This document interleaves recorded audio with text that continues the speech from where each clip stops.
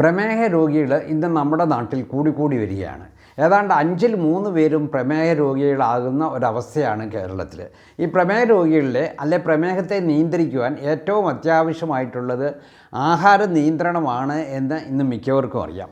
ആഹാര നിയന്ത്രണത്തിൽ ഏറ്റവും പ്രധാനപ്പെട്ടത് നമ്മൾ ചോറ് കഴിക്കുന്നത് കുറയ്ക്കുക, അതുപോലെ തന്നെ മധുരം കുറയ്ക്കുക എന്നുള്ളതാണ്. പലരും അരിയിൽ നിന്നും ഗോതമ്പിലേക്ക് മാറുകയാണ് ചെയ്യുന്നത്. അതായത് വൈകിട്ട് അവർ ചോറിന് പകരം ഗോതമ്പ് കഴിക്കുന്നു. ഏറ്റവും പ്രധാനപ്പെട്ട ഒരു ചോദ്യം പലരും ചോദിക്കാറുള്ളത്, ഈ അരിയിൽ നിന്നും ഗോതമ്പിലേക്ക് മാറിയാൽ ഭക്ഷണ നിയന്ത്രണം മതിയോ എന്നുള്ളതാണ്.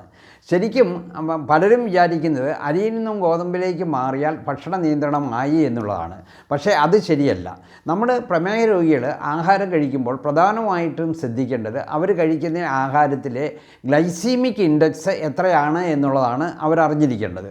ഗ്ലൈസീമിക് ഇൻഡെക്സ് കുറഞ്ഞ ഭക്ഷണ പദാർത്ഥങ്ങളാണ് പ്രമേഹ രോഗികൾ കഴിക്കേണ്ടത്. ഗ്ലൈസീമിക് ഇൻഡെക്സ് കൂടിയവ ഉപേക്ഷിക്കുകയും വേണം. അപ്പോൾ അരിയും ഗോതമ്പും തമ്മിൽ അതിൻ്റെ ഗ്ലൈസീമിക് ഇൻഡെക്സിൽ അല്പം വ്യത്യാസം മാത്രമേ ഉള്ളൂ. നമ്മൾ സാധാരണ കഴിക്കുന്ന അരിയുടെയും അതുപോലെ തന്നെ ഗോതമ്പിൻ്റെയും ഗ്ലൈസീമിക് ഇൻഡെക്സ് നോക്കുകയാണെങ്കിൽ ഗോതമ്പിൻ്റെ ഗ്ലൈസീമിക് ഇൻഡെക്സ് അല്പം കൂടുതലാണ്. കാരണം അതിനകത്ത് അല്പം നാരുകൾ കൂടുതലുണ്ട് എന്നുള്ളതാണ്. നമ്മൾ സാധാരണ കഴിക്കുന്ന അരികൾ, അതായത് സാധാരണ അരി കൊണ്ടുണ്ടാക്കുന്ന ചോറ്, അതിനകത്ത് നാരുകൾ ഒട്ടും തന്നെ ഇല്ല. അത് റിഫൈൻഡ് ആയിട്ടുള്ള റൈസാണ്. അപ്പോൾ അതിൻ്റെ നാരുകളും മറ്റു പോഷകങ്ങളും നീക്കം ചെയ്യപ്പെടുന്നതാണ്. അതുകൊണ്ട് തന്നെ അതിൻ്റെ ഗ്ലൈസീമിക് ഇൻഡെക്സ് മറ്റ് ഗോതമ്പിനേക്കാൾ അല്പം കുറവാണ്. അപ്പോൾ അരിയിൽ നിന്നും ഗോതമ്പിലേക്ക് മാറി എന്നതുകൊണ്ട് മാത്രം നമുക്ക് ഭക്ഷണ നിയന്ത്രണം 100% ആയി എന്ന് കരുതാനാവില്ല. അപ്പോൾ ഗോതമ്പ് കൊണ്ട് നമ്മൾ പ്രധാനമായിട്ടും ഉണ്ടാക്കുന്ന ഒരു ഭക്ഷണ പദാർത്ഥം നമ്മൾ ചപ്പാത്തിയാണ്. പക്ഷേ പലപ്പോഴും അത് വീട്ടിലുണ്ടാക്കുന്നതിന് പകരം നമ്മൾ കടയിൽ നിന്നും റെഡിമെയ്ഡ് ചപ്പാത്തി ഹാഫ് കുക്ക്ഡ് ചപ്പാത്തി മേടിക്കുകയാണ് ചെയ്യുന്നത്. അങ്ങനെ മേടിച്ച് കഴിയുമ്പോൾ അതിനകത്ത് നമ്മൾ ഓയിലും മറ്റ് മധുരത്തിന് വേണ്ടി ചെറിയ പദാർത്ഥങ്ങളൊക്കെ ചേർക്കാറുണ്ട്. അപ്പോൾ അതിൻ്റെ ഗ്ലൈസീമിക് ഇൻഡെക്സ് കൂടുന്നു.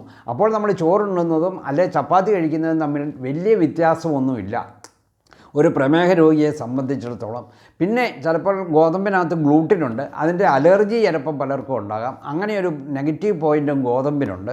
അപ്പോൾ അരിയിൽ നിന്നും ഗോതമ്പിലേക്ക് മാറി എന്നതുകൊണ്ട് മാത്രം പ്രമേഹ രോഗികളുടെ ഭക്ഷണ നിയന്ത്രണം ആയി എന്ന് വിശ്വസിക്കരുത്.